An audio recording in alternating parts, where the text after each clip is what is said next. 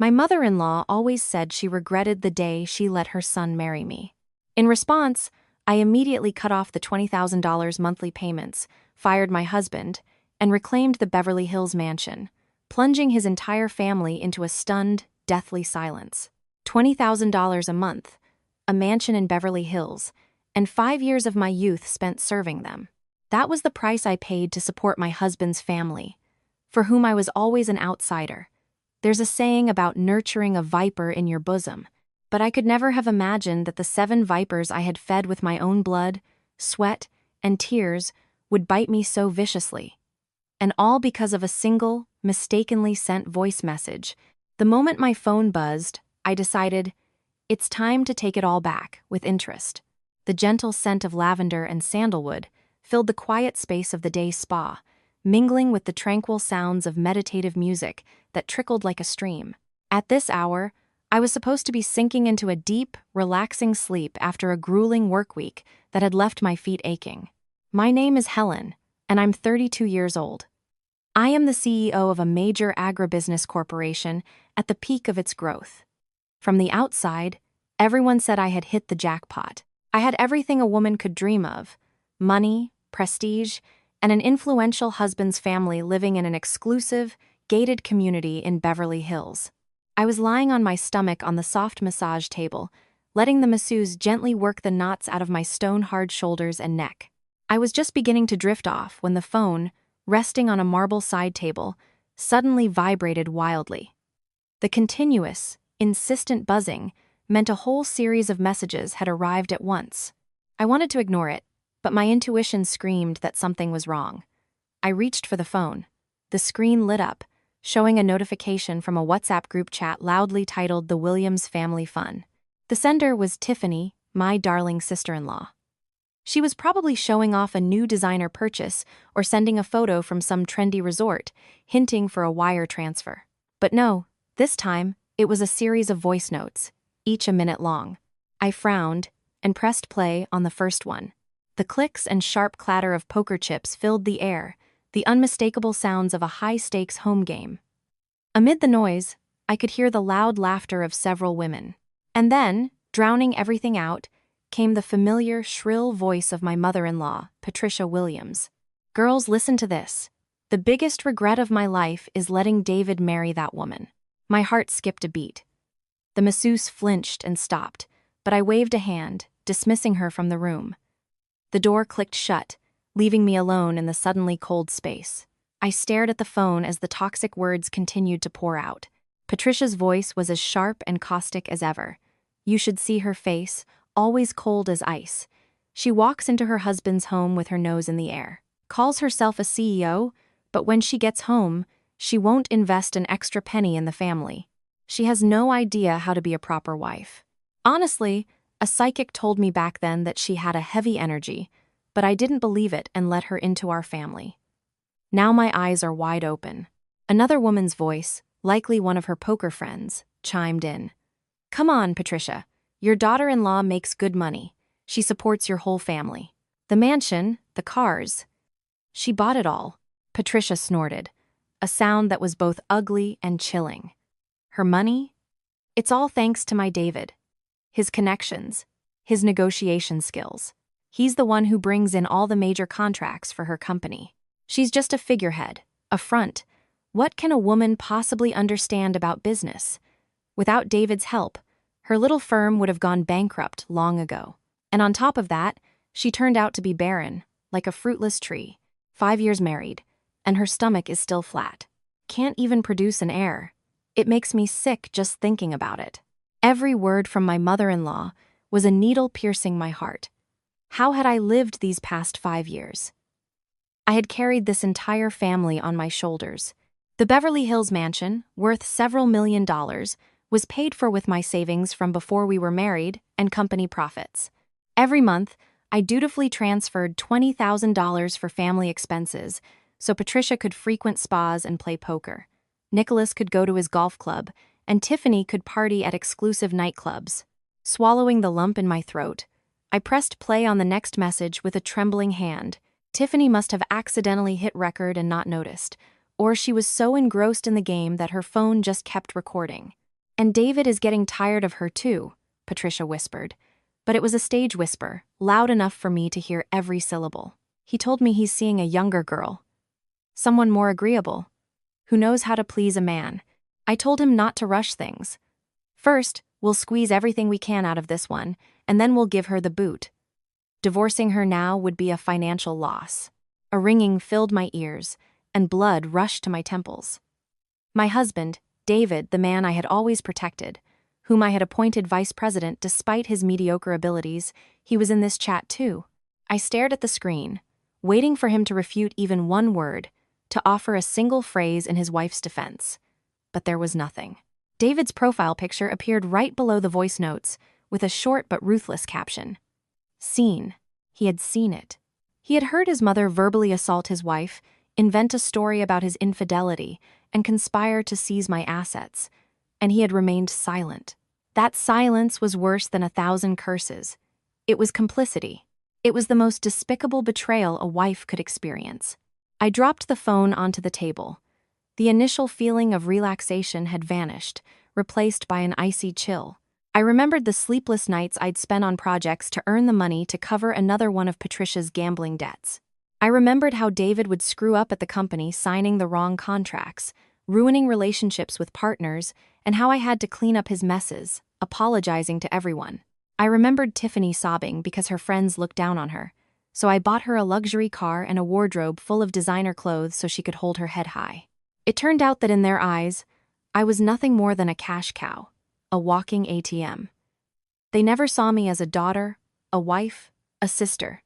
They saw me as a tool, and when that tool started to malfunction, or when they found a better option, they were ready to discard it without a shred of regret. I stood up and walked to the mirror. The reflection showed a beautiful, well-groomed woman, but her eyes were filled with a profound sadness. Where is the old Helen? I asked myself. Where is that proud, decisive businesswoman? Why did she turn into such a spineless doormat at home, serving these ungrateful people? I wiped away a single tear that rolled down my cheek. It would be the last tear I shed for this family. 5 years was too long to pay for one mistake. I picked up my phone, took screenshots of the chat, and saved all the audio files to a secure folder. Then, I left the Williams family fun group. The name seemed so absurd and mocking now. I changed and walked out of the spa. The bright California sun was still shining. The flow of people rushed about their business, but I was already a different person. A storm was coming, and I would be the one to command it, to sweep away all the trash that had clung to my life for so long. I took a deep breath and dialed my assistant, Andrew. The game was just beginning. My luxury sedan glided smoothly down Rodeo Drive, merging into the dense traffic of central Los Angeles. I sat in the back seat, staring out the window, but in my mind, I was already moving pieces on a chessboard. The pain had given way to cold, sober calculation. In business, when a project becomes unprofitable and can't be saved, the first rule is to cut your losses immediately. And this marriage was the worst project of my life. I dialed Andrew, my loyal assistant who had been with me since the early days of the company. The phone barely rang twice before he answered. Hello, Miss Caldwell. This is Andrew. His voice was, as always, crisp and professional. Andrew, listen to me carefully and do this immediately. My voice was calm but steely, devoid of emotion. Yes, Miss Caldwell. Go ahead. I have a notepad ready. First, I began, tapping my fingers on the leather seat. Contact the Hermes and Chanel boutiques at Saks Fifth Avenue immediately. Check if there are any outstanding orders for handbags under the name Patricia Williams or linked to her phone number. If there are, but they haven't been paid for, cancel them. If they have already been charged to my supplementary card, call the bank, report the card lost, have it blocked, and dispute the transaction as fraudulent. There was a moment of silence on the other end. Andrew was likely surprised, as I never interfered with my mother-in-law's shopping sprees, but he recovered quickly. Understood. I'll do it right away. Second, I continued, contact the management company for the Beverly Hills gated community. Confirm my sole ownership of the house and inform them that the family of David Williams must vacate the premises today. If they are not gone by 5 p.m., I want the electricity, water, and internet shut off at the owner's request. Also, cease all HOA and utility payments for this month. Shut off the power and water, Andrew asked, unable to hide his astonishment. But David's family is still there. I know. Do as I said. If the management company asks questions, show them the property deed confirming I am the sole owner. Yes, ma'am. Third, and this is the most important. I lowered my voice, adding a serious edge. Have the finance department provide a complete printout of all expense reports, travel, entertainment, miscellaneous for Vice President David Williams for the past 3 years. Pay special attention to large expenditures at restaurants, bars, and nightclubs. I need a detailed report with original receipts on my desk by 10 a.m. tomorrow. Fortunately, our accounting and internal audit departments are meticulous. A few clicks, and I'll have everything for the last 3 years. Miss Caldwell. Andrew hesitated, a note of concern in his voice. Are you planning to start a major conflict? I mean, David is. David is no longer anything. I cut him off sharply. Just do your job. I need irrefutable proof of corporate embezzlement and misuse of funds. Do you understand? Yes, I understand, Madam CEO. I will mobilize the accounting team immediately, even if they have to work all night. Excellent. Thank you, Andrew. I hung up and leaned back in my seat. The image of the Hermes bag Patricia had demanded last week flashed in my mind. She had insisted on a model costing nearly $50,000 just to show off to her friends at her dance club. I had been about to give in, as always, for the sake of peace in the family. But now, not another dime. She regrets it. She said she regretted her son marrying me. Fine. I would show her what true regret felt like. The regret of angering the person who had bankrolled her entire family for the last 5 years. The car turned onto Wilshire Boulevard. I looked at the skyscrapers of Century City, where the headquarters of major corporations were housed. I had fought on this battlefield for so many years, faced formidable opponents, and never been afraid. And yet, I had allowed a bunch of talentless, worthless people in my own home to walk all over me. I opened my banking app. My account still held a massive balance, but the transaction history was a litany of transfers to David, Tiffany, and Patricia. Transfer to Mom for spa day, $1,000. Transfer to Tiffany for etiquette class, $2,500. Transfer to David for business expenses, $5,000. I scoffed. Etiquette class. What did Tiffany learn there? Besides how to take selfies and hunt for billionaires. And what business expenses did David have that cost $5,000 every month? I went into the settings and canceled all recurring monthly transfers. The notification, autopay canceled, glowed on the screen like a verdict. The sweet well they had been drinking from for so long had officially run dry. Starting today, they would have to relearn life's most important lesson. If you don't work, you don't eat. No one is obligated to support freeloaders for a lifetime, especially when those freeloaders bite the hand that feeds them. My phone buzzed again. This time, it was a notification from the bank. The supplementary credit card in David's name had just been charged $750 at an elite seafood restaurant. What was he celebrating? The fact that his mother had just dragged his wife through the mud? I smirked and dialed the bank's hotline, demanding the immediate cancellation of all supplementary cards issued to David Williams and Tiffany Williams. The operator, after verifying my details, executed the command. I pictured the waiter bringing the check, the card being declined. The humiliation David would feel in front of his friends or that younger girl. I wanted him to taste that feeling, the public loss of face. And that was just the appetizer for the magnificent feast of consequences I was about to serve them.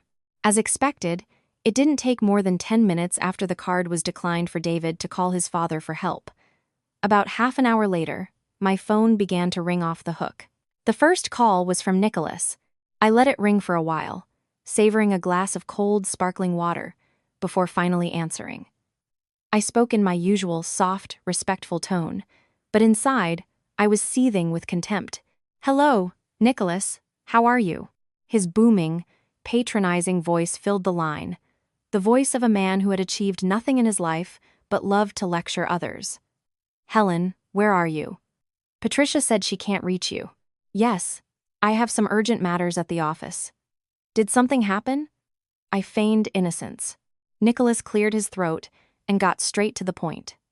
Well, here's the thing. It's already the 5th of the month, and I haven't seen the notification for the family expense transfer. You usually send it on the 1st. And also, the money for Tiffany's classes. Her tutor is getting impatient. I suppressed a laugh. 1 minute they were slandering me, the next they were calling to demand money as if it were their birthright. Their audacity was stronger than reinforced concrete. "Oh, you don't say," I exclaimed with feigned surprise. I thought I had set up autopay. It must be some kind of glitch in the banking system. Or maybe they're doing maintenance. I'll check on it right now. What glitch? It's taking too long, Nicholas grumbled, irritation creeping into his voice. You need to sort that out quickly. I was about to head to the golf club with some friends from the city council. It's a bit awkward to show up with empty pockets. You're the CEO of a major corporation, yet I have to remind you of these little things. It doesn't look good. It's a child's duty to take care of their parents. Don't embarrass us in front of people. That same old tune about fake morality. A child's duty. Embarrassment in front of people. Those words used to weigh on me, make me feel guilty. Now, they just sounded cheap. Yes, you're right. I'm so sorry, I replied in a saccharine voice. Don't you worry. I'll call the bank president right now and give them a piece of my mind. I think the money should arrive by next week. Next week, he shrieked. I need it now. Well, it's a global system failure. There's nothing I can do. Look, why don't you just relax at home for a couple of days? It's hot outside. Golf is bad for your health. Without waiting for his reply, I added, Oh, I have an urgent meeting, goodbye. I had just hung up when Mom-in-law flashed on the screen. It was Patricia, undoubtedly about the canceled handbag. I answered, this time, not even trying to be polite. Hello, Patricia. Helen, what do you think you're doing? Her scream was so loud I had to pull the phone away from my ear. I'm at the boutique. They told me my order was canceled. What is the meaning of this? Have you decided to start saving money on your mother-in-law? Do you know how embarrassed I am in front of the sales staff? I replied calmly, my voice noticeably colder than in my conversation with her husband. Oh, I was under the impression you didn't like it when your daughter-in-law tries to buy your affection with money. I heard today that you regret the wedding, that you curse me for being ill-mannered and unable to give you a grandchild. So, I thought it wouldn't be right for me to use my dirty money to buy you handbags. You should use something more modest. It would be more noble of you. There was a stunned silence on the other end of the line. Patricia was likely in shock, not expecting that I knew everything, and even less that her docile daughter-in-law would dare to talk back so brazenly. You were eavesdropping? You wretched girl, she stammered. I wasn't eavesdropping. Tiffany sent it to the family group chat for everyone to hear, and David heard it too, and said nothing. Since you regret having me as your daughter-in-law so much, I feel I must do something to make you feel better.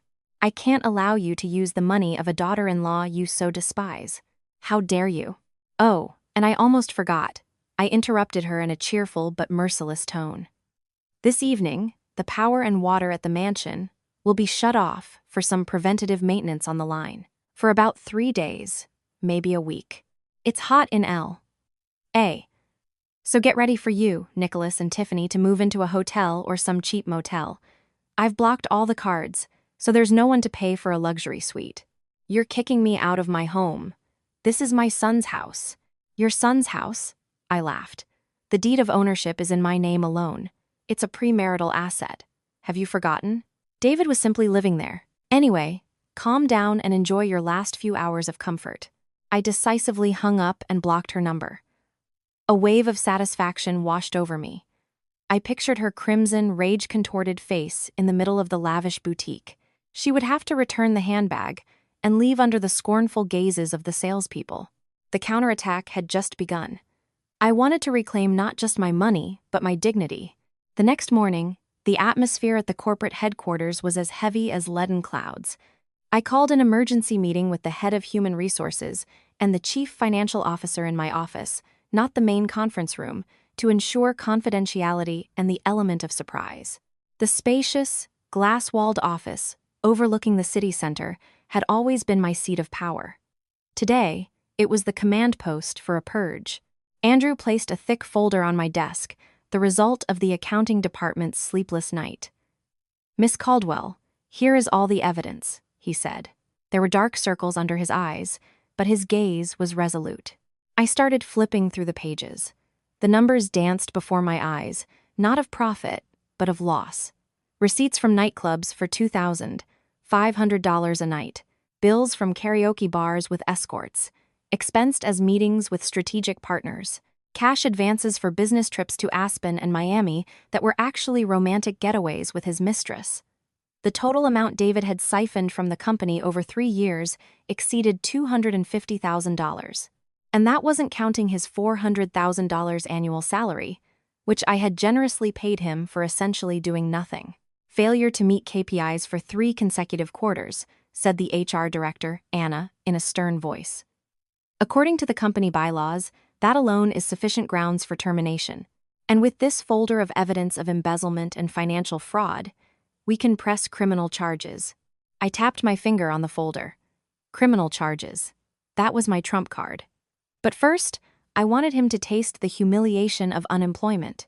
Prepare the termination letter for Vice President David Williams. Effective immediately, I ordered in a steel-cold voice. Reason: non-performance of duties and gross violation of the company's financial discipline. "Perhaps you should speak with him first?" Anna asked cautiously. "Unnecessary," I replied coldly. "Send out a company-wide email notification. I want everyone to know the real reason for his dismissal, so no one dares to cover for him or leak him information. Also, inform security to immediately deactivate his access badge, his elevator keycard, and to retrieve the keys to his company car. If he shows up, he is not to be allowed on the executive floor under any circumstances." Anna nodded, quickly jotting down the instructions. "Yes, I'll take care of it all. Andrew," I turned to my assistant. "Call our attorney, Mr. Thompson. Tell him to prepare the official eviction documents for the Beverly Hills house. I need a team of professional locksmiths to change the locks this afternoon, and a couple of strong security guards." "Security guards?" Andrew asked, surprised. "Yes, I don't want to get into a physical altercation with classless people. We will act according to the law, from a position of strength." After they left, I walked to the panoramic window. Looking down at the tiny figures of people below, I felt alone, but at the same time, incredibly powerful. I used to be afraid that if I started a conflict, I would lose my family, that I would get a bad reputation. But when they backed me into a corner, I realized that family isn't about tolerance, it's about respect.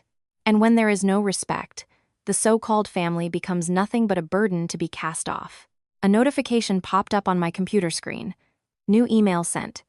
Subject: notification of termination for Executive David Williams. In a few minutes, this news would spread through the company like an earthquake. David, who had always boasted about his position as VP, who had always treated his wife with contempt, was about to be exposed in front of hundreds of employees. I pictured him, whistling on his way to the office, dreaming of another easy day. He had no idea that the gates of the company would be slammed shut in his face forever. 2 p.m. The California sun was melting the asphalt. Hot air shimmered up from the ground, distorting the shapes of objects in the distance. My gleaming black car came to a sharp stop at the gates of the massive white mansion in Beverly Hills. Behind me, a car carrying my lawyer, Mr. Thompson, and an SUV with 2 burly security guards in dark suits and sunglasses pulled up. I stepped out of the car, adjusting the sunglasses that hid my resolute gaze. Every brick in this house, every tree in this garden, was built with my sweat and tears. And for all this time, I had returned to my own home like a guest, forced to walk on eggshells around my mother-in-law and sister-in-law. Today, I was back to reclaim what was mine. I rang the doorbell. Once, twice. After a long moment, the heavy oak door creaked open. Tiffany stood on the threshold. She was wearing a black silk face mask and an emerald green silk robe. I recognized it instantly. It was from a limited edition collection I had bought last week and hadn't even worn yet. Fury surged through me. This girl was not only lazy but a thief, using my things without asking as if they were her own. Seeing me, Tiffany acted brazenly, not even greeting me. Her voice was muffled by the mask. Well, if it isn't our precious sister-in-law, deigning to return, I thought you'd gotten your feelings hurt and run away for good. Came to apologize to Mom? She's furious about the handbag and the power being out. You'd better be ready. She stood in the doorway, hands on her hips. Her defiant posture grated on my nerves. She thought I was the same submissive wife who had come to repent and start pumping money back into their family. I said nothing, just gave a slight nod. One of the security guards stepped forward and gently pushed Tiffany aside as if she were a piece of trash. Startled, she stumbled and nearly fell. The mask slipped, revealing gaudy makeup underneath. Hey, what do you think you're doing? Do you know where you are? Thugs! She shrieked. I took off my sunglasses and looked her straight in the eye, my gaze as cold as steel.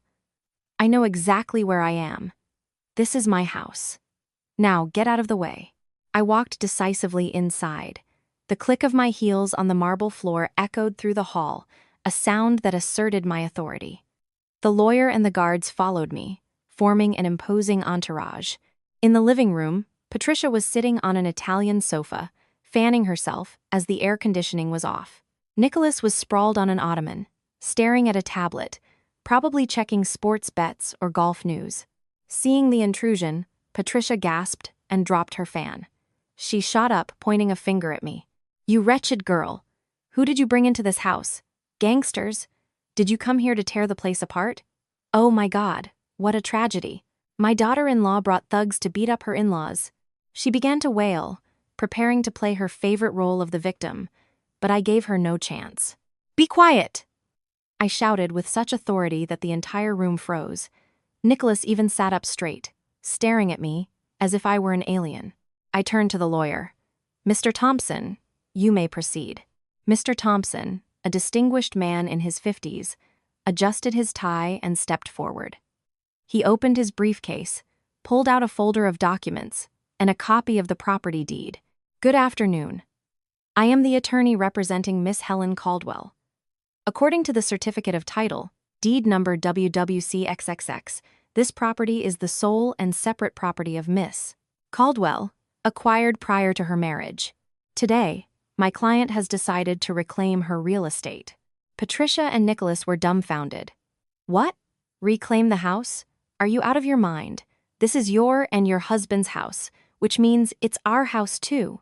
Mr. Thompson remained calm. Ma'am, from a legal standpoint, you have been residing here only with the owner's permission. Today, the owner has revoked that permission. You have exactly 3 hours to gather your personal belongings and vacate the premises. In 3 hours, at 5 p.m. sharp, we will be changing all the locks. Anyone remaining on the property after that time will be considered a trespasser, and we will call the police. 3 hours, Nicholas bellowed, his face turning purple. You dare to throw your husband's parents out on the street in this heat. You shameless woman. I'm calling David right now. He'll teach you a lesson. Go ahead and call him, I replied coldly. But I'm afraid David is a bit busy trying to save his own skin at the moment. Oh, and he's not welcome here either. I'll have his things packed and left outside the gate. I glanced at my watch and added slowly, it is now 2:15 p.m. The clock is ticking. Don't waste your breath. Start packing. And remember, personal belongings and clothing only. Every piece of furniture, every painting, every electronic device in this house was purchased with my money. If anyone dares to take anything, I will call the police and report it as theft. Tiffany, who had run into the living room, burst into tears upon hearing this. Sister, you can't do this. My designer clothes, my shoes. I smirked. All purchased with my money. Or did you just borrow them from my closet? Leave them. All of them. Chaos erupted in the house, crying, shouting, curses. But I stood in the middle of the luxurious living room, as calm as a rock. Compassion was dead. All that remained was justice and liberation. I signaled to the guards to watch their every move. The shameful exile of this fake royal family had begun. The atmosphere in the living room was stretched to its breaking point. The 2 large security guards, arms crossed, stood at the entrance like stone statues, making the already spacious room feel suffocatingly small. Patricia, her face crimson and her breathing ragged, still pointed a trembling hand at me. Nicholas sat frozen on the sofa, his eyes darting around, searching for an escape. I calmly walked to the main armchair opposite them. I sat down, crossing my legs. My composed and confident demeanor was a stark contrast to their panic. The lawyer, Mr. Thompson, adjusted his glasses and placed his folder on the coffee table. The thud of paper hitting glass sounded sharp and final. He took out an official, notarized document. Mr. and Mrs. Williams, this is a formal notice to vacate the premises. As I've already explained, this mansion is the sole and separate property of my client, Miss Helen Caldwell. The deed of title was issued in 2018, 2 years before Miss Caldwell married your son. According to California state law, this is her premarital property and is not subject to division in a divorce. Hearing this, Patricia jumped to her feet. She swiped the papers off the table and screamed, "I don't care about your laws. I only know one thing. My son married you. That means this is their house, which means it's my house too. You're the wife. You're supposed to follow your husband. Don't you dare wave your fancy papers at me. You think I'm a fool. I'm calling the police right now." I laughed, a cold, mirthless sound. I looked directly into the enraged woman's eyes. "Please do. I insist. Let's see who the police ask to leave the legal owner or the trespassers on private property. And bear in mind, in 5 years, I never added a single one of your family members to the deed or any legal documents. Legally, you are just guests who have overstayed their welcome and aren't paying rent." Nicholas, having recovered some of his composure, tried to salvage what was left of his dignity. He adopted a moralizing tone. "Helen, you're being too cruel. No matter how you look at it, we are David's parents, your father, and mother-in-law. You don't air your dirty laundry in public. Spouses fight and make up. Why make a public spectacle and throw us out on the street? Aren't you afraid of what people will say? Where is your conscience?" I looked at him with pity. This man had hidden behind his wife's skirt his whole life, lived off his daughter-in-law, and now he was talking about conscience. "You ask where my conscience is?" I countered, my voice like steel. "My conscience was murdered by your wife's venomous words, your son's cowardice, and the parasitic nature of your entire family. You're afraid of what people will say? When your wife was telling her whole circle that I was barren and a jinx, wasn't she afraid of judgment? Or did she just assume I was deaf?" Patricia fell silent. Her face went from crimson to a deathly pale. She hadn't expected me to know everything in such detail. The lawyer continued, giving them no time to recover. "Mr. and Mrs. Williams, time is running out. It is now 2:30 p.m. The locksmiths will arrive at 5 p.m. sharp to change all the locks. We have also prepared an inventory checklist for the house's condition. I must ask you again to pack only personal items, clothing, toiletries.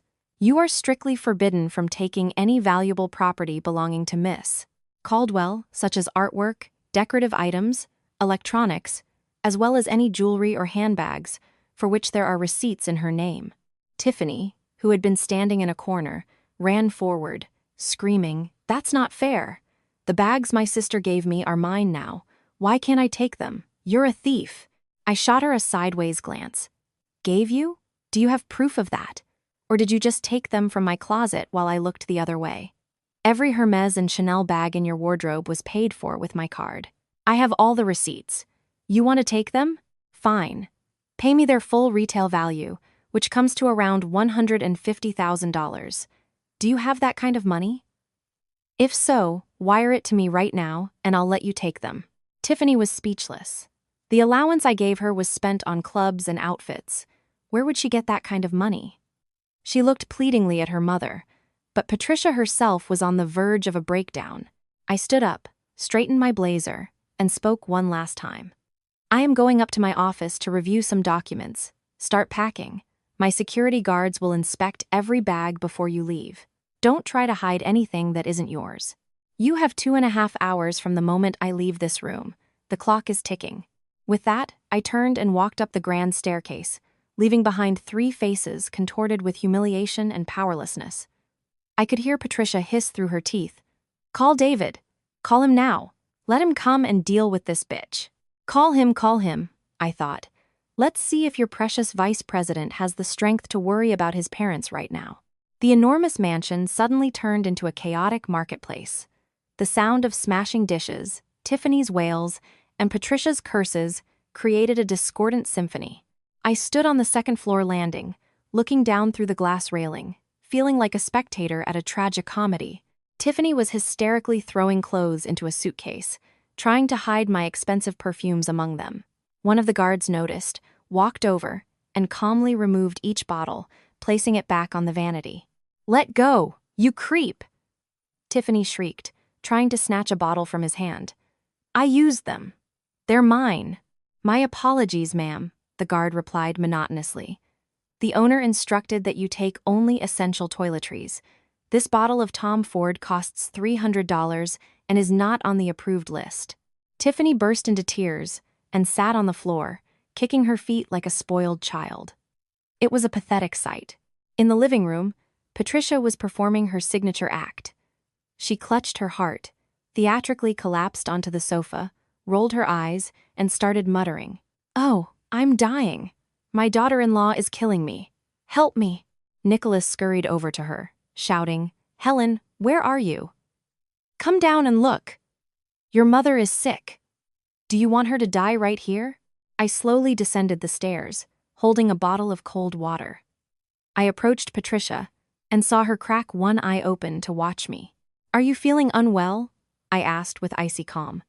"Andrew, call 911 immediately. Tell them we have a critical situation, a suspected stroke. And while we wait, have the guards carry her out to the curb for some fresh air. I don't want her dying in my house. It's bad luck. I'd never be able to sell the place." Hearing the word curb, Patricia miraculously revived. She sat up and glared at me with furious eyes. "You won't get the satisfaction.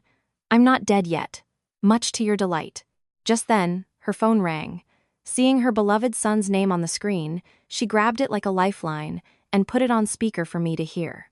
"David, my sweet boy, get here quickly. Your wife hired thugs and is kicking us out of the house. She's taking everything. Son, come and put her in her place." She sobbed into the phone. But the voice that answered was not that of an angry protector, but a panicked, breathless David. "Mom, shut up," he yelled, cutting through her sobs. "I'm in hell at the office. She fired me. She had security throw me out of the building in front of all the employees. Do you have any idea how humiliating that is?" Silence fell over the room. Patricia froze. Her hand holding the phone began to tremble. "What? How could she fire you? You're the vice president. This is our family company." "What damn family company?" David snapped. "It's her company. She owns all the stock, and she found proof that I was stealing money. She's threatening to send me to prison. She blocked all the accounts. The cards don't work. They took the car. I'm standing on the street without a penny to my name." Hearing this news, Patricia went limp. This time, she collapsed onto the sofa for real, with no theatrics. Nicholas's mouth hung open, his face turned as white as a sheet. Their pride, their reliable pillar of support, had turned out to be a house of cards that collapsed with a single breath. I walked over and snatched the phone from her weakened grasp. "Hello, ex-husband," I said with a hint of mockery. "Helen, what are you doing? Are you trying to ruin our entire family?" He roared from the other end. "I'm not ruining anyone. I'm just restoring justice. Now listen to me. Your family's time to pack is almost up. Find yourself a place to stay, and don't even think about showing your face at this house. Oh, and I've already signed the divorce papers. My lawyer will be sending them to you soon. Sign them amicably. Try to keep what little dignity you have left." You're cruel." "Cruel?"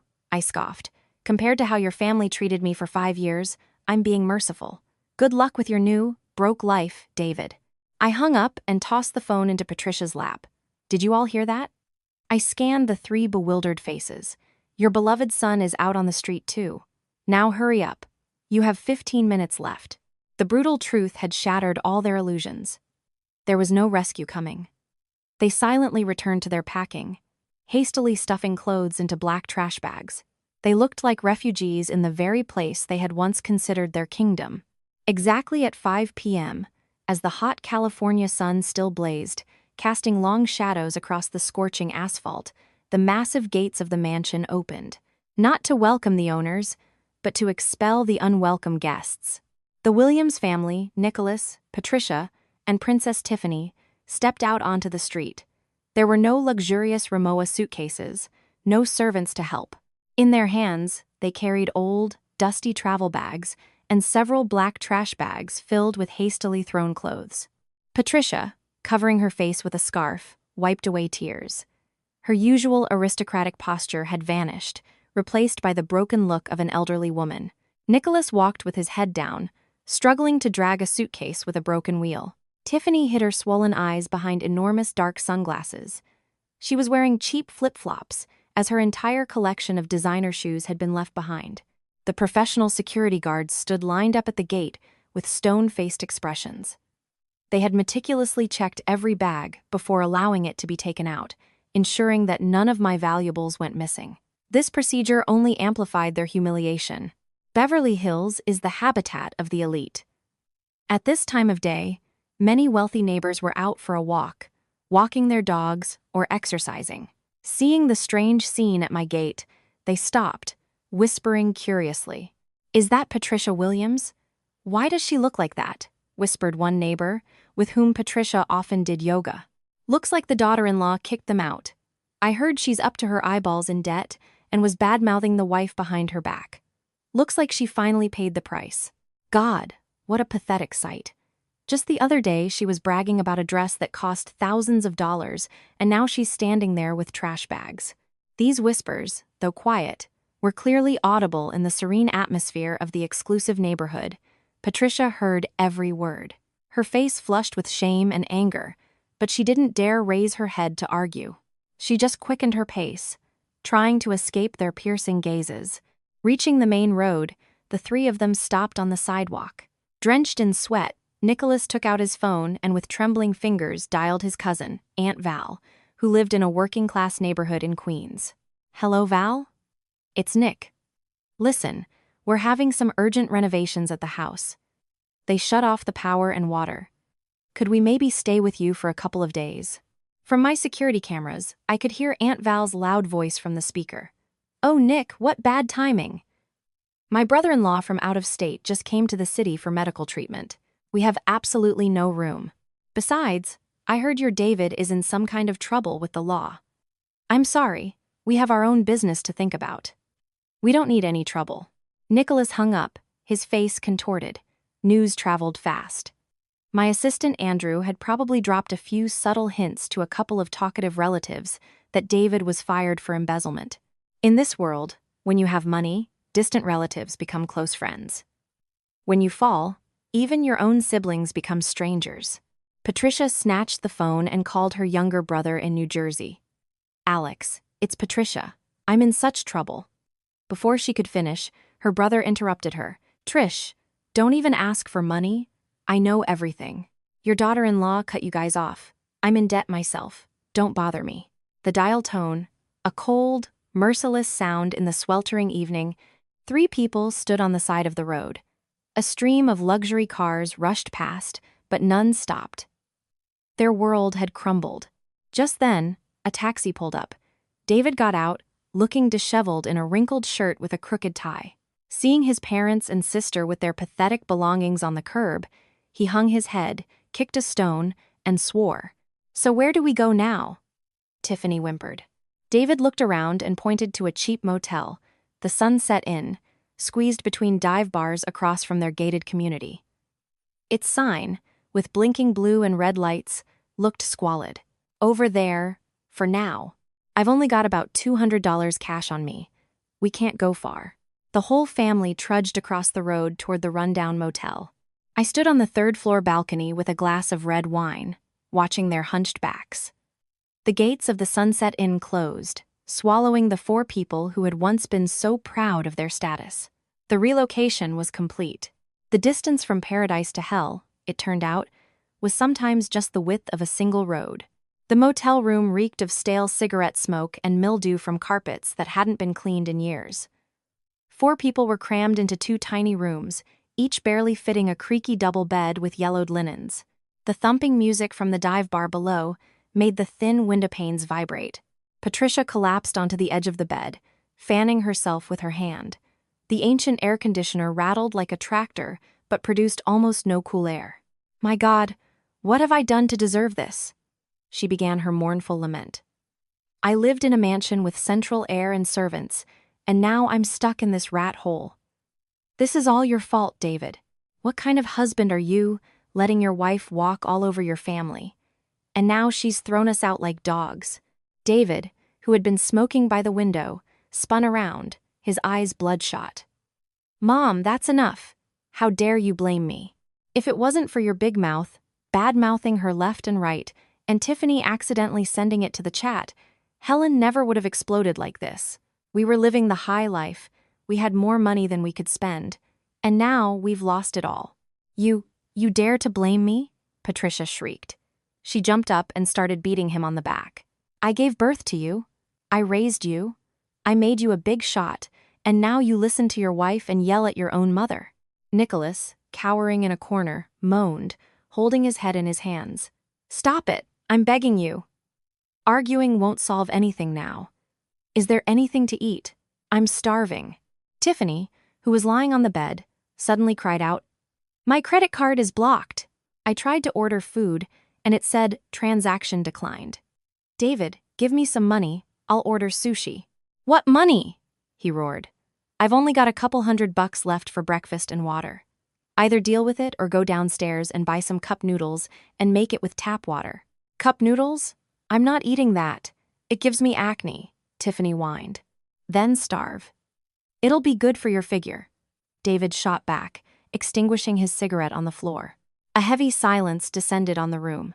Hunger, heat, and poverty began to expose the darkest sides of their characters. They bickered and blamed each other, with no one willing to admit their own fault. Meanwhile, on the other side of the road, in the mansion, I had let the staff go home early. The huge house was enveloped in absolute silence. There was no more blaring TV from Nicholas, no more of Patricia yelling at the maid, no more deafening music from Tiffany's room. I opened the windows, letting in the fresh evening breeze from the Pacific. I poured myself a glass of exquisite red wine, the same kind David used to secretly take to treat his friends, without having any appreciation for its taste. I took a sip. The initial tartness gave way to a sweet aftertaste. I walked barefoot across the cool hardwood floors, feeling freedom in every cell of my body. For 5 years, I had lived in this house, but I had never felt like its owner. I had always tiptoed around, spoken in whispers, constantly gauging the reactions of my husband's family. I had turned myself into a puppet to please them, and in return, I received only contempt and exploitation. Tonight, for the first time, I felt like the mistress of this space, and of my own life. I looked across at the motel, with its flashing neon lights. I knew it would be a long night for them. But this was only the first night. The real darkness was still ahead. I raised my glass. "To you, Helen," I said. "Welcome back. From this day on, no one would ever hurt me again." The next morning, I woke up with an unprecedented feeling of vigor. No one was banging on my door, demanding I make breakfast for the whole family. I leisurely did some yoga, took a shower, and made my own breakfast. While enjoying a cup of coffee, I opened the old phone I used to communicate with my husband's family. As expected, the screen was flooded with notifications. The family relatives group chat was on fire. Hundreds of unread messages. I opened it with curiosity. Aunt Val, the one who had refused them a place to stay yesterday, that Helen has completely lost her conscience. No matter what, their husband and wife. How could she throw the whole family out on the street? A real cold-hearted gold digger. Cousin Olivia, who had once borrowed $2,000 from me and never paid it back. Women like her should have their heads shaved and be tarred and feathered. The minute she got rich, she threw her husband and his whole family in the trash. She probably found herself a new boy toy and kicked everyone out to bring him home. Uncle Alex, Patricia's brother. We should all get together and expose her on social media. Let the whole country know the true face of this hypocritical CEO. Let's see how her business does after that. Below was an avalanche of comments with the vilest insults directed at me.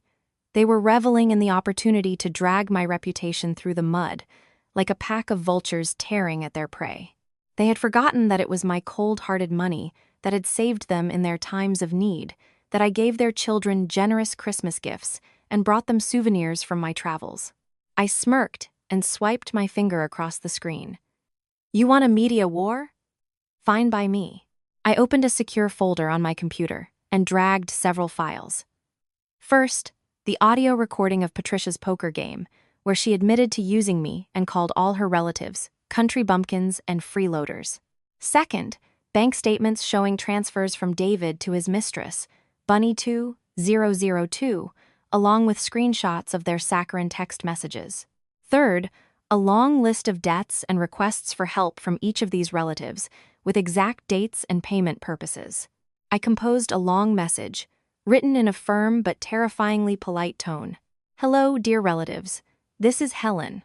I see you're having a lively discussion, so allow me to provide some materials for a more objective picture. 1. Here is how Patricia Williams speaks about you, her own relatives, and discusses plans to bleed her daughter-in-law dry. Audio file MP3 attached. 2. Here is proof of my husband's infidelity and his financial support of his mistress using company funds. This is the real reason for our divorce. Files attached. 3. By the way, I am currently conducting a personnel audit at the company. At the moment, 5 of your children and nephews are working in our warehouse and logistics department. Dear Aunt Val, Uncle Alex, and Cousin Olivia, I have ordered a full inventory count. If a shortage of even a single dollar is found, I will immediately forward the case to the police. I wish you all good health and less gossip. It's always good to accumulate good karma for your children and grandchildren. I hit send. The moment the message appeared in the chat, the boiling discussion instantly went silent, as if someone had flipped a switch. 5 minutes passed. Not a single new message. After 10 minutes, where Aunt Val's angry message had been, a new line appeared. This message was deleted. It was followed by Olivia's, then Uncle Alex's. One by one, the curses vanished from the screen, leaving behind awkward, empty spaces. No one dared to make another peep. They were scared. Scared of being exposed, of their children being fired, and most of all, of legal trouble. The cowardice of a mob is most apparent when their personal interests are threatened. I chuckled, exited the chat, and permanently blocked the group. I removed the SIM card I had used for them, broke it in half, and threw it in the trash. The information war was over before it even began. The person with truth and money on their side always controls the game. Outside, the sun had risen high. A beautiful new day was beginning. I was sitting in my office. The rays of the midday sun streamed through the armored glass, illuminating a stack of documents on my desk awaiting my signature. Despite the decisive victory I had just won in the information war against my husband's relatives, I felt a strange emptiness. The sense of triumph had faded, leaving a quiet void. I realized that victory over petty people doesn't bring happiness. It only brings relief, as if a malignant tumor has been removed from your body. The phone on my desk vibrated, breaking the silence. Parents. Paris lit up the screen. It was a video call from my parents. I took a deep breath, fixed my hair, forced my brightest smile, and answered. Dad, Mom, hello, I said, struggling to hold back a wave of emotion. On the screen, my mother's kind face and my father's stern but warm gaze appeared. They were sitting in their small garden in a suburb of Paris, with lush roses blooming behind them. My parents had moved to France 5 years ago to enjoy a quiet retirement, leaving the entire business in the U.S. under my management. Helen, honey, how are you? My mother asked, her eyes full of concern. Your eyes are swollen. Have you been crying again? I was about to lie, to say I was just sleep-deprived from work, but looking into my mother's perceptive eyes, I knew I couldn't hide anything. I could be strong and fight against strangers, but in front of my parents, I was still a little girl in need of protection. I'm fine, Mom. My voice wavered slightly. I just dealt with some unpleasantness. My father, Nicholas Anderson, adjusted his glasses. His deep, calm voice filled the room. Honey, we already know. Andrew called us this morning and told us everything. He was afraid of upsetting you, so he asked us to support you. So Andrew had thought of everything. I mentally thanked my tactful assistant. You did the right thing, my father continued, his voice growing firm. You should have done it much sooner. We were here, so far away, thinking you had found common ground with his family, that everything was fine. It turns out they are vile people. Vipers like that, nurtured in your own home, must be cut off as quickly as possible. Hearing my father's words, I couldn't hold back my tears. All the pain and resentment that had been building up for years came pouring out. I had been afraid my parents would reprimand me for not being able to save my marriage, that they would be upset about the divorce. But no, they were on my side, unconditionally. I'm so sorry, I whispered through my tears. For 5 years, I served strangers, spent my hard-earned money on their entertainment, and paid so little attention to you. I'm a bad daughter. My mother's eyes welled up too. She touched the screen as if trying to wipe the tears from my cheeks. Silly girl, we are only happy when you are happy. When you suffer and endure, that's what causes us pain. What's done is done. Just consider it bad luck. You ran into rotten people. It's never too late to start over. My father nodded in agreement. Exactly. Act decisively. If you need money or connections, just say the word. I'll call my old friends in New York. If anyone dares to cause you trouble, I won't let it stand. Remember, you always have us behind you, your real family. Never feel like you're alone. My father's words gave me incredible strength. I realized how deeply I had erred, trying to earn the love of people of a different blood, a different upbringing, while forgetting those who loved me most in the world. Yes, I understand. I wiped my tears and smiled, this time genuinely. I will see this through to the end. I won't let them take anything from me ever again, neither material nor spiritual. That's my girl, my father laughed. When you're finished, come visit us for a while and rest. Your mother is planning to make your favorite beef bourguignon. I promise. As soon as everything is settled, I'll be on the first flight. The call ended, but its warmth lingered in the cold office for a long time. I stood up and walked to the window, looking out at the city. The feeling of loneliness had completely vanished. I was not fighting alone. I had my parents, I had my work, and most importantly, I had found myself again. I returned to my desk and dialed the internal number for security. Head of Security. Mr. Peterson, please instruct the guards downstairs. Under no circumstances is David Williams to be allowed into the building. If he tries to cause a scene, follow protocol, but be sure to videotape everything for evidence. Understood? Understood, Miss Caldwell. I hung up. My gaze turned to steel again. The weakness was safely hidden away. It was time to take out the last piece of trash left from my marriage. That afternoon, the sky over Manhattan turned a heavy gray, heralding a thunderstorm. In the lobby of my company's headquarters, the atmosphere was no less oppressive. I was reviewing the quarterly financial report when Andrew burst into my office without knocking. Miss Caldwell. Williams is downstairs making a scene. He's yelling, demanding to see you. Security can't hold him back. He almost attacked them. I frowned and closed the folder. Is he alone? Alone. He looks terrible. Wrinkled clothes, unshaven, like he hasn't showered in days. He's screaming that you stole his company. I stood up, straightened my blazer, and said calmly, All right, have security, let him up. I need to see him one last time to put an end to this, and have 2 guards stand right outside my office door. Andrew looked worried. Are you sure? I'm afraid he might do something reckless. He won't dare. Cowards like David only attack the weak. They crumble in the face of strength. Do as I say. 5 minutes later, I heard a commotion in the hallway. My office door flew open, and David stormed in. His eyes were bloodshot, and his breath reeked of cheap alcohol. The 2 large guards followed him closely, ready to restrain him at any moment. Helen, you cruel bitch. He pointed a finger at me, his voice hoarse from shouting. You sit here enjoying your life while you throw your own husband out on the street. Do you have any humanity left in you? I sat motionless in my executive chair, my back straight, looking at him as if he were a peculiar insect.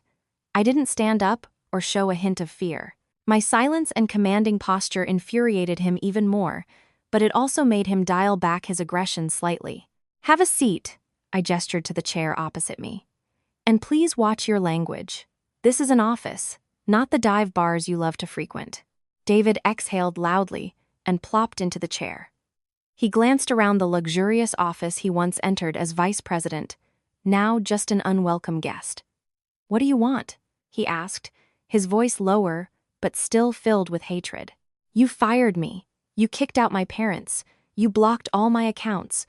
Are you trying to drive my family to an early grave?" "I don't want anything," I replied coldly.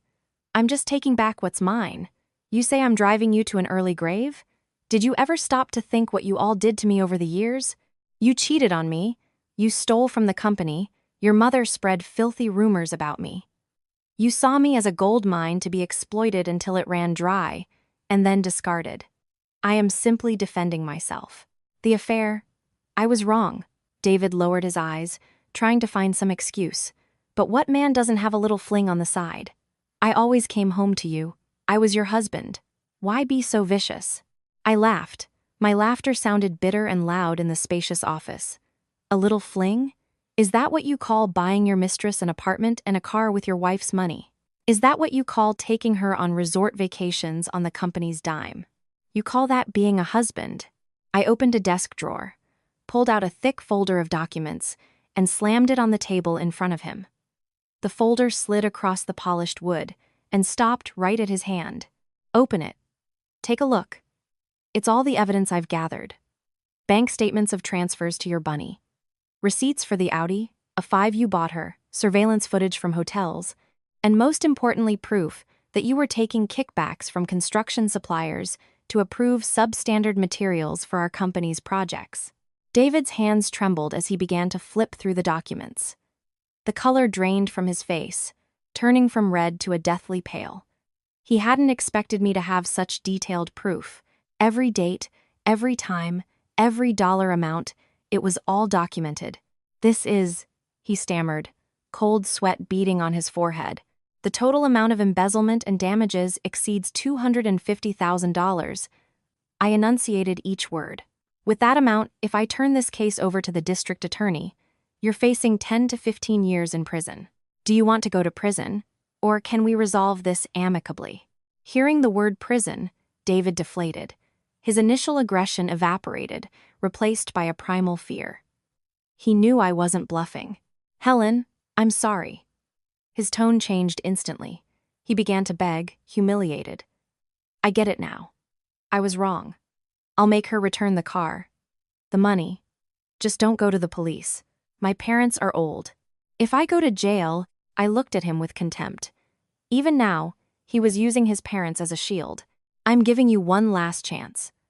I pushed the divorce papers, which I had already signed, toward him. "Sign them. You agree to a no-fault divorce, you walk away with nothing, and you make no claims on any assets. And you assume the $250,000 debt. You will repay it to the company in installments over the next 10 years. If you agree, I'll keep this folder private. If not, the police will be at your Fleabag motel with a search warrant tomorrow." David picked up the pen, his hands shaking.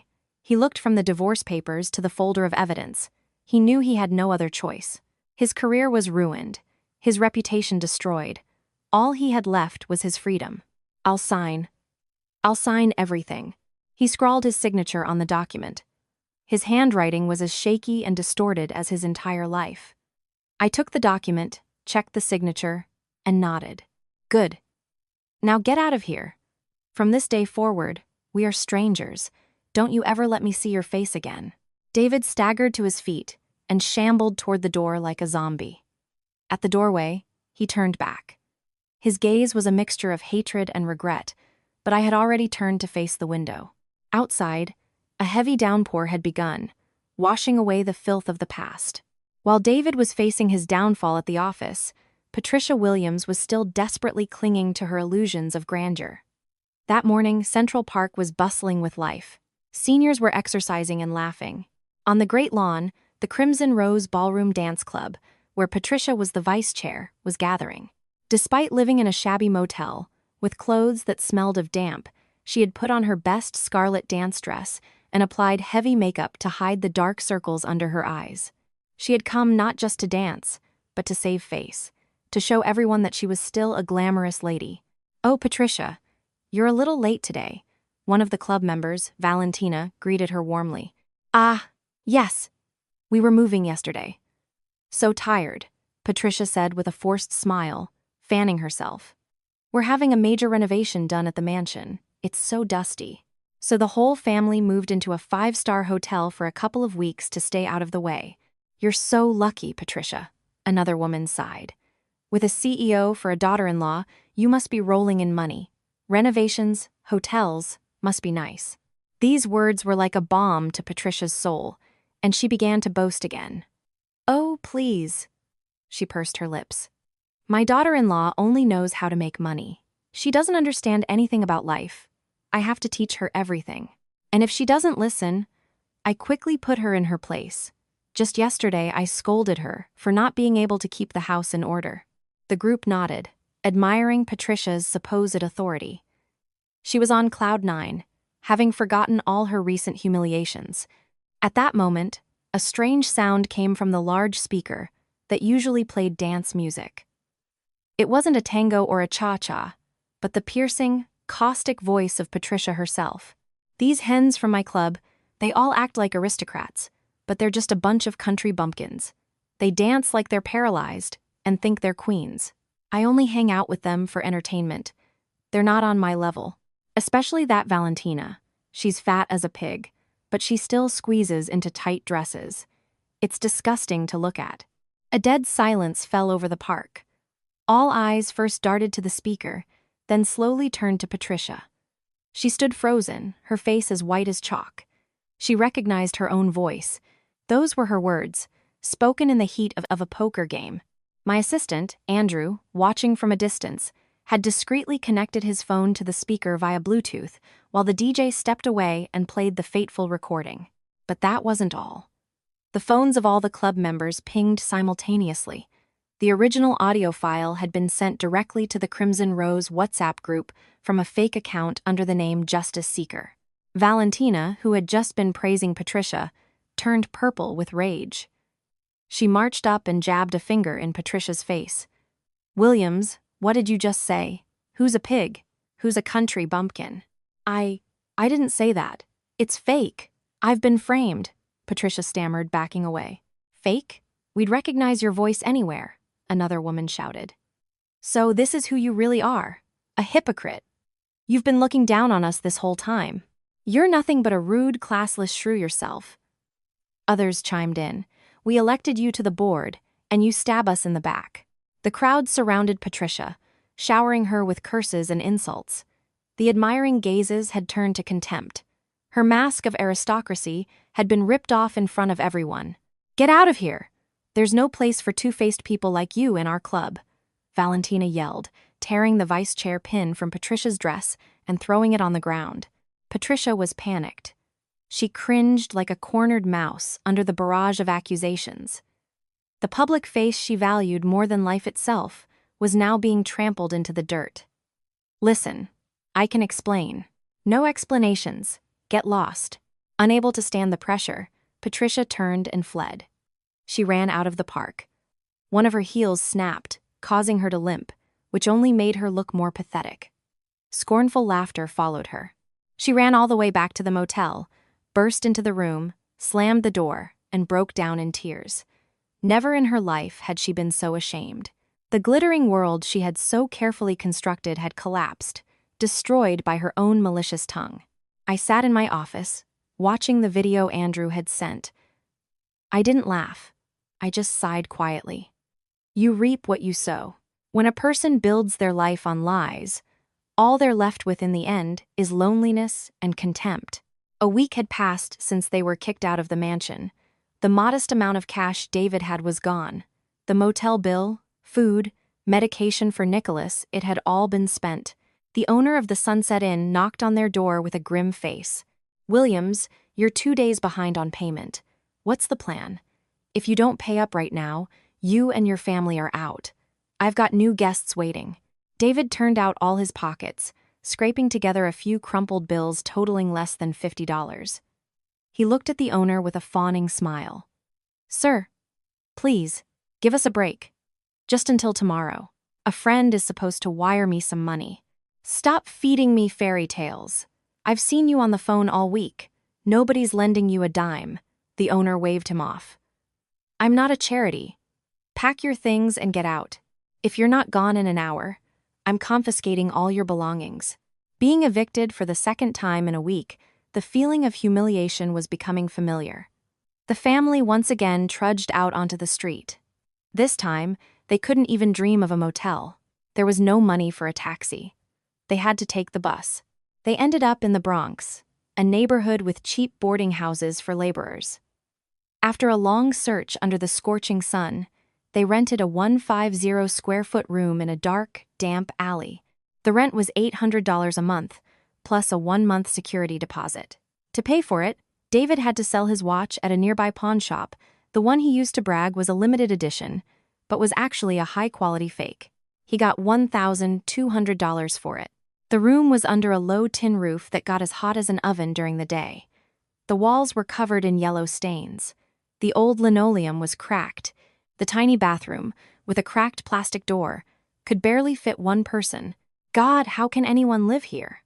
Tiffany said as she entered, pinching her nose against the smell of sewage. It's so hot. Is there no AC? The AC is in your head, David snapped, throwing a bag on the floor, drenched in sweat. Be glad you have a roof over your head. You still think you're a princess? Get to work cleaning. Nicholas sat down on an old mattress left by the previous tenants. His face was pale, and he was breathing heavily. His diabetes and high blood pressure were tormenting him.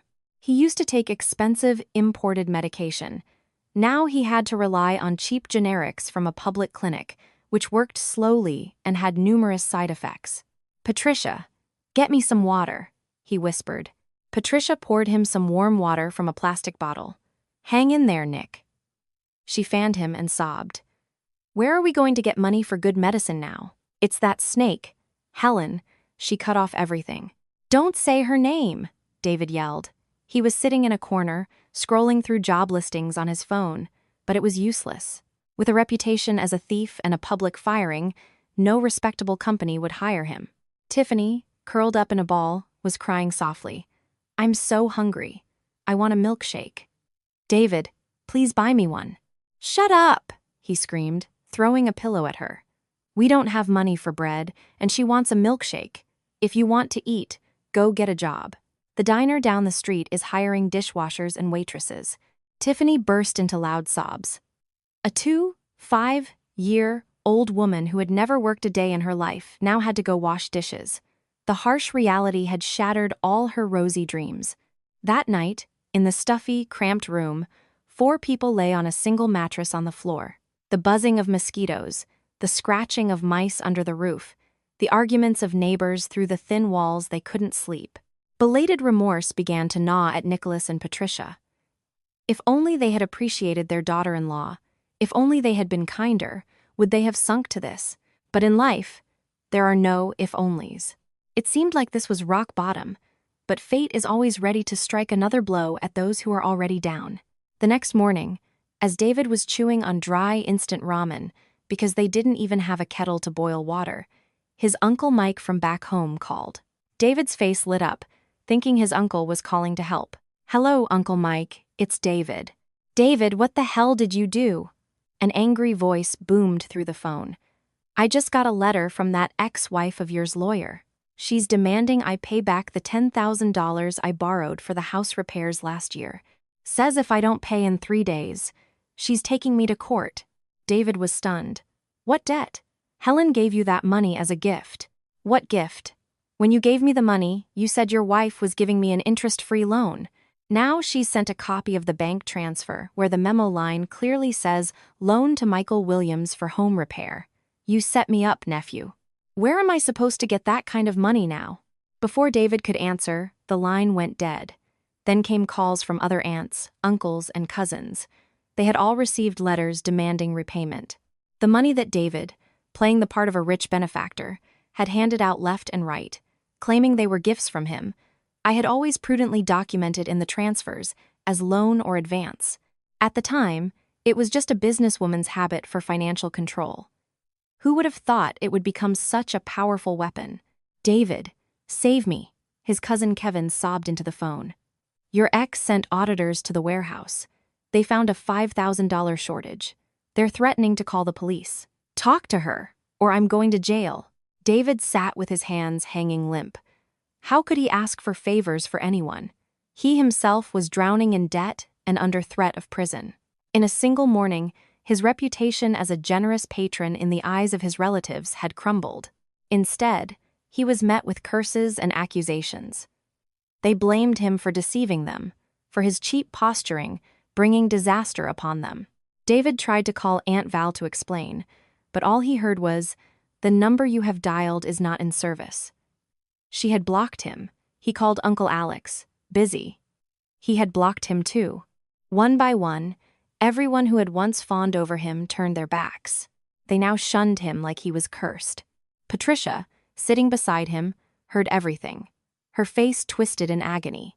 She understood that their entire standing in the family had been built on her daughter-in-law's money. When the money ran out, so did the love. The family ties she had so often used to guilt-trip me turned out to be thinner than tissue paper. It's over.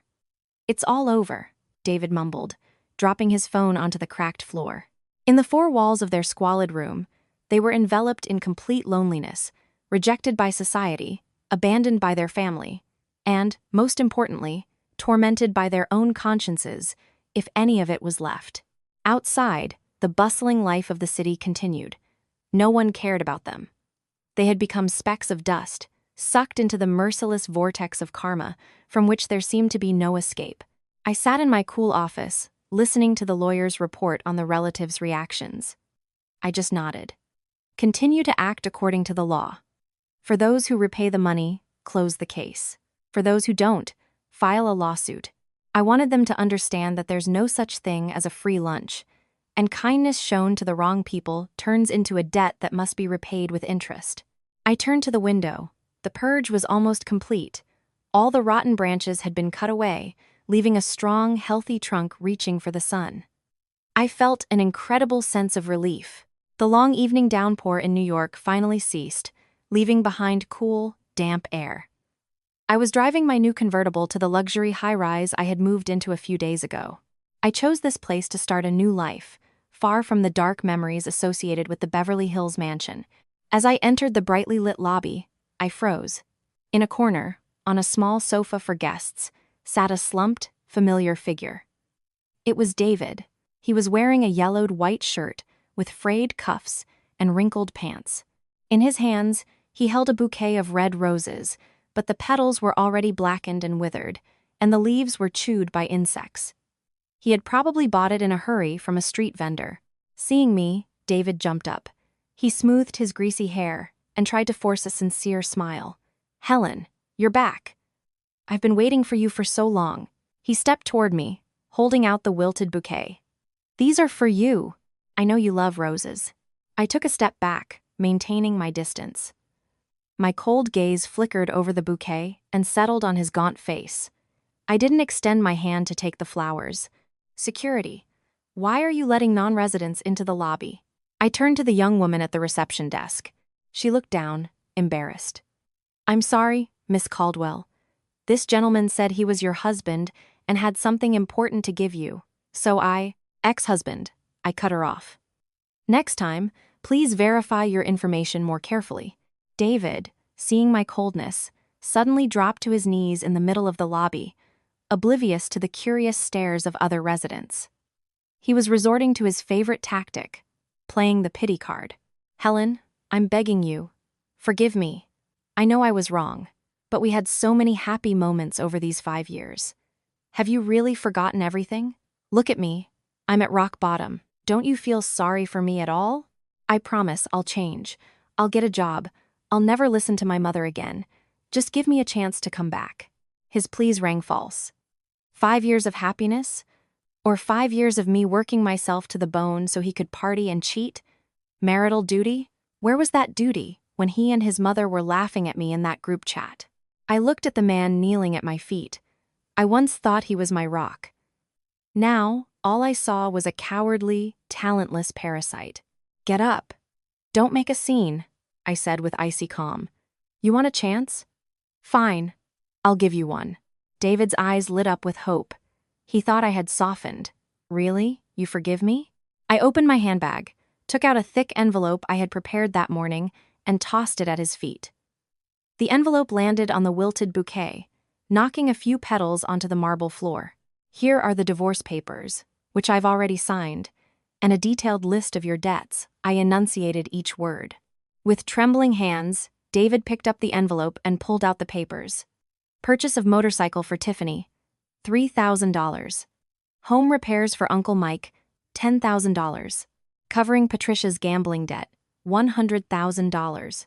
Plus the amounts he had stolen from my credit card to support his mistress. The grand total, $2.2 million. And that didn't even include the $250,000 he embezzled from the company, which I was already letting him repay in installments. Everything was backed up by his own IOU notes. David's mouth fell open. His face turned as white as a sheet. The $2.2 million figure crushed his last shred of hope like a giant boulder. You calculated everything? We were husband and wife, he stammered. A husband and wife are supposed to build and share together. You and your family only knew how to destroy and take.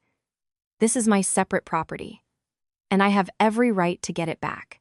Take the documents and think about it. If you sign the divorce papers right now, I might reconsider the interest on this debt. If you resist, then both matters, the divorce and the fraud, will be decided by a judge.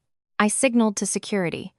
2 large guards immediately walked over and pulled David to his feet. Let's go, sir, one of them said sternly. David tried to struggle, but it was useless. He looked at me one last time. His expression shifted from pleading to hatred, and then to despair. The wilted bouquet was trampled under his own feet, just like our marriage. I turned and walked into the elevator without a single glance back. The doors closed, forever sealing me off from that ugly past. My soul felt no pity, only the relief of someone who has finally taken out the trash. A month later, the court hearing for our divorce took place. During that time, I had completed all the legal formalities, filed the petition, provided the evidence, and my lawyer handled all negotiations on my behalf. That morning, the sky was clear, and the sun was bright. I wore an elegant white pantsuit, my hair pulled back in a high bun, radiating confidence and strength. My lawyer, Mr. Thompson, walked beside me, his briefcase filled with irrefutable evidence.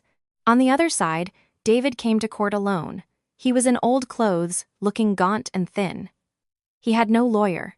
He couldn't afford one. Nicholas and Patricia didn't come either. I heard that Patricia had become bedridden after the shock of losing the house and being ostracized by her friends. The hearing was over faster than I expected. Faced with the evidence of infidelity photos, hotel videos, bank statements, David couldn't say a word in his defense. The judge looked at him with stern disapproval. As for the assets, thanks to my lawyer's thorough preparation, all valuable property, the real estate, company stock, cars, was recognized as my sole and separate premarital or gifted property. David couldn't prove he had contributed anything to our marital assets, except for a few minor items. The judge announced the decision. His voice rang out loud and clear in the silent courtroom. The petition of Helen Caldwell for the dissolution of marriage from David Williams is granted. All property registered in the name of Miss Caldwell shall remain her sole property. Mr. Williams is ordered to repay the debt of $250,000 to the corporation, as per the signed agreement, as well as other civil debts owed to Miss Caldwell. The strike of the gavel sounded like the lid of a coffin, sealing the fate of a parasite's life. David dropped his head onto the table, his shoulders shaking. It was all over. He was a pauper with a mountain of debt on his shoulders, a debt he would likely never be able to repay in his lifetime. I walked out of the courthouse and took a deep breath of free air. The victory was sweet, though tinged with a hint of bitterness. 5 years of my youth had ended here, but at least I had stopped it in time. As I was descending the steps, my phone rang. It was an unknown number, but I had a feeling it was related to my ex-husband's family. Hello? Is this Helen, a relative of Patricia Williams? A hurried nurse's voice came through the line. I'm her former daughter-in-law. What happened? Patricia Williams was just brought to the ER of the county hospital with a hypertensive crisis. There are signs of a minor stroke. Her husband, Nicholas, who is with her, has no money to make a deposit, so we can't move her to the intensive care unit. She's currently on a gurney in the hallway. Could you possibly help? I frowned. A stroke. The news of losing the court case must have reached her, and combined with recent events, it was the final blow. All right, I will transfer the money for the deposit, I said calmly. But I'm warning you, this is the last time I will help. Tell Nicholas that from now on, he's on his own. I hung up and called Andrew, asking him to wire $2,000 to the hospital's account. To me, it was the cost of a business dinner. To them, at that moment, it was the price of a life. I did it not out of love or pity, but to draw a final, definitive line, a last act of mercy toward the woman who was once my mother-in-law. That evening, Andrew informed me that Patricia had survived the crisis, but the left side of her body was paralyzed. Her speech was slurred. She lay on a cramped bed in a public hospital, surrounded by other poor patients, breathing in the acrid smell of bleach. No VIP rooms, no private doctors.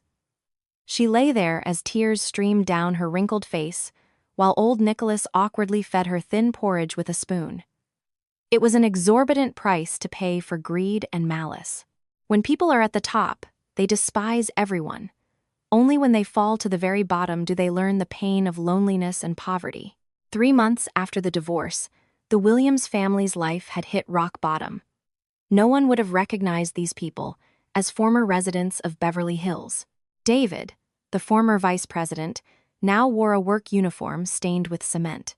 Unable to find another job, he had taken a position as a general laborer on a construction site for an acquaintance. The sun beat down mercilessly. David hauled 100-pound bags of cement up to the 3rd floor. His hands, once accustomed to a fountain pen and a wine glass, were covered in blisters and calluses. "Move it, turtle," the foreman yelled at him. "You think you're still the boss? Can't work, get out." David gritted his teeth and said nothing. His whole family depended on these meager earnings. Tiffany, the former socialite, now worked the night shift as a cashier at a 2-4-hour convenience store. She worked from 10 p.m. to 6 a.m., the very hours she used to party in clubs. The job seemed easy, but was exhausting. The late-night customers were often drunk and rude. "Hey, what's taking so long?" Some drunkard would yell at her. "I'm sorry." The machine froze. Tiffany would reply in a trembling voice, holding back tears. She remembered how she used to scream at salespeople at designer stores over trivial matters. Now, in their shoes, she understood how it felt. Patricia, having recovered from the hospital, limped and with a partially paralyzed hand, had found a job washing dishes at a cheap diner. Her hands, once adorned with diamonds, were now chapped and raw from the harsh detergent. "Hey, old lady, scrub harder." A customer complained about a greasy plate yesterday, the owner would shout at her. Weak and with slippery hands, Patricia dropped a plate. "You broke another one. That's $50 out of your pay." She started to cry. $50 was food for the whole family for a day. In the evening, in their stuffy room, the 4 of them sat down for dinner. On the table was only boiled buckwheat and a bowl of pickles. No one spoke. They had fallen to the very bottom. It seemed there was no light left. The rainy season began. The roof of their room leaked. Water from the clogged drain flooded the floor, bringing with it a foul smell. Nicholas coughed all night, lying on a bed propped up with bricks. His medication had run out. The landlord threatened to throw them out if they didn't pay 2 months of back rent. In complete desperation, Nicholas dialed my number. I was in a meeting about a major contract. Seeing his number, I wanted to decline, but something made me step out and answer. "Hello," I said coldly. "Helen, it's me, Nicholas." A weak voice, interrupted by coughing, came through the phone. "I know you hate us, but I'm begging you, save us one last time. Patricia is sick in bed. We're being kicked out onto the street. I'm begging, please, lend us some money or just a place to stay." In the next life, I'll be your slave to repay you." His sobs were pathetic. In my heart, there was no hate, no love, only pity. I remembered my parents' words: helping others accumulates good karma for oneself. "All right. Listen to me carefully," I said slowly. "This is the last act of mercy I will extend to you. Not because of any old feelings, but to sever this connection forever, so I can live in peace." "Thank you. Thank you, my dear. I will have my assistant rent a small, old apartment for you on the outskirts of the Bronx. A fifth-floor walk-up, but it's dry and clean. I will pay the rent for exactly 1 year. After that year, you are on your own. I will not give you another cent in cash. This is more than enough. And one more condition," I emphasized. "After this call, you will delete my number. Never call me or look for me again. If I see any of your family near my home or office, I will immediately terminate the lease and have you all thrown out. Do you understand?" "I understand, my dear. I understand. We will never trouble you again." I hung up and took a deep breath. It was done. I had thrown them one last life raft. A year was enough time to get back on their feet if they truly wanted to.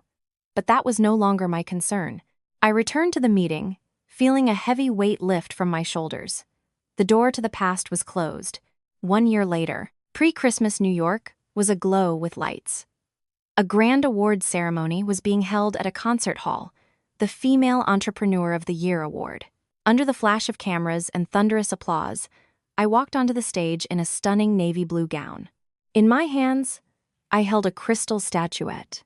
I looked out at the audience. In the front row sat my parents, who had flown in from Paris. Their eyes shone with pride. Beside them sat Andrew, who was now the executive director of one of my subsidiary companies. "Thank you, everyone," I said, my voice filled with emotion but firm. "This award is not just a recognition of my business success, but proof that a woman can be the master of her own destiny, overcome any storm, and find her true happiness." My photo, with a radiant smile, graced the cover of the New Year's issue of Forbes Woman, which was sold at every newsstand in the city. At that very same time, at a small flea market in the Bronx, a hunched Patricia Williams sat on a stool. In front of her on the ground was a small pile of dill and parsley. She wore an old, worn-out coat, her gray hair tied in a bun. The effects of the stroke were still visible. A man walking by accidentally dropped a newspaper. The wind caught it and blew it right to Patricia's feet. She bent down to pick it up to sit on it and froze. From the crumpled, grease-stained cover, her former daughter-in-law, Helen, stared back at her, shining like a queen. With trembling hands, Patricia smoothed out the newspaper, gazing at the confident smile and the sparkle of the jewelry. "Ma'am, how much for the herbs?" a customer called out. She flinched, hid the newspaper under her goods, and with a toothless smile, replied, "Fresh, sunny, take it, $1 a bunch." Not far from her, David was hauling sacks of rice into a warehouse. His skin was tanned, his muscles had hardened, but his face had aged 10 years. He no longer looked like a spoiled mama's boy. He had become a laborer who had accepted his fate. The year of free rent had taught them the most important lesson: if you don't work, you starve. Nicholas was at home shelling nuts for a small income. Tiffany, having given up on her dreams of a rich husband, worked as a seamstress in a factory. Life was hard, but they had learned to value every penny and support each other. That evening, on his way home from work, David approached his mother. "Mom, let's go home. They gave me a bonus today, $20. We can buy a chicken and make a real dinner." Patricia nodded, gathering her remaining herbs. She took one last look at the newspaper, crumpled it up, and threw it in a trash can. The past, even a falsely glittering one, was dead. Now, she was just a woman selling herbs, and her son was a warehouse worker. This was their penance and their real life. And I was driving my convertible through the gleaming streets of Manhattan. The night wind played with my hair. I felt an incredible lightness and peace. In my soul, there was no hatred, no pain.